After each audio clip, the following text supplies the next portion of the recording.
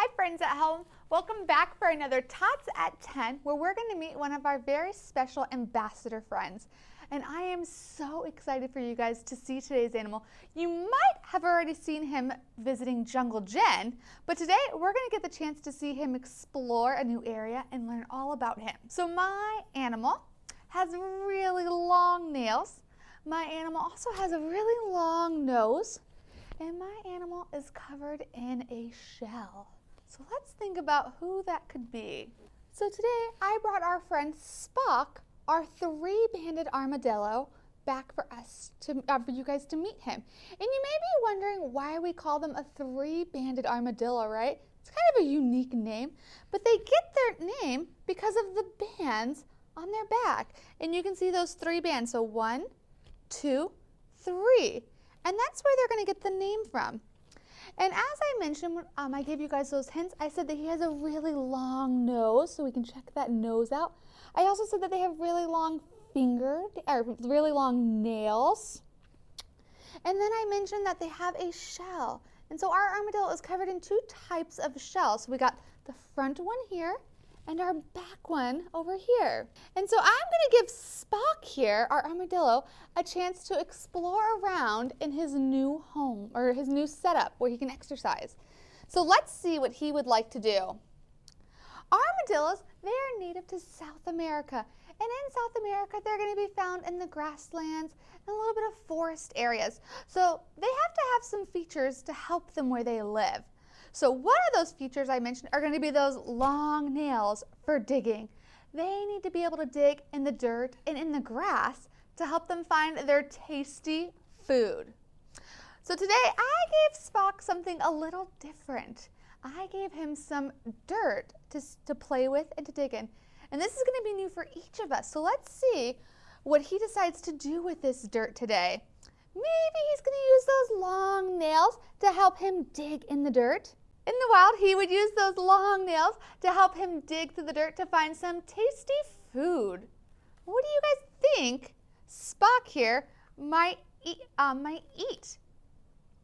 Do you guys think that he likes to eat plants or flowers or bugs? If you said bugs, you are so right. He is what we call an insectivore. He loves to eat all different types of insects, whether it's ants or termites or beetles. So here at the zoo, we give him a special grain that we call insectivore, and we'll see if he wants to take interest in any of this. I'll set him up with some a little throughout his home today. See if he decides that he wants to sniff it out and find it. And this insectivore is going to have some nice tasty treats in it. But he also gets little tiny worms to eat as well. And how is he going to eat those? What do you guys think? How is he going to find those bugs and eat them up? He's going to use a nice sticky tongue that he has inside of his mouth to help him lap up all of those bugs. And the reason he's going to use that tongue is because his mouth doesn't open very big. He has a long mouth, but it's super small. So his tongue is going to help him lick up all of those tasty treats. And it looks like right now he's choosing to explore around in his dirt today and see if he can maybe find some cool things inside of there. And so as he's digging around, you're going to notice that he's using his fingers to help him dig, and he's using his head also to find his way through. Armadillos are related to anteaters. They're just much smaller in size. And so just like anteaters, they're going to dig around and they're going to rip it through termite mounds to help them find tasty treats. As Spock here is digging around in his dirt, I want us to take a look at his body. We're going to notice that he has some pretty unique colors and patterns on him. So what colors do we see on him? Do we see some browns, kind of a light yellow, some grays, some blacks? Those colors are going to help him because, as I mentioned, he likes to live in the grasslands. So they're going to help him blend in to the natural colors that you might see in the grasslands, kind of like our dirt and maybe some branches and some trees. They're going to help him blend in or camouflage to his surroundings. And his small size is also going to protect them. Armadillos, when we're looking at him, we're going to notice that he has some pretty cool patterns. They are covered in a bony shell. And that material is made out of the same stuff as our fingernails. So I want everyone to get a good look at your fingernails and now let's see what they feel like. They're nice and hard, right? And just like your fingernails are hard, our armadillo's body is hard to keep him safe. So he has a nice hard outer body to protect him, but he also has another really cool feature that helps keep him safe. If he ever feels scared or maybe something's happening around him that he's not sure about, what he can do is he can curl up into a really, really tight ball to keep him safe. And he's going to tuck in those arms and those legs and curl up into a ball in order to protect him.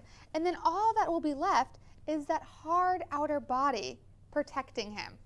And while you guys are getting the chance to look at his body and noticing how he might curl up into a ball using those 3 bands, I want you guys to kind of see underneath his belly.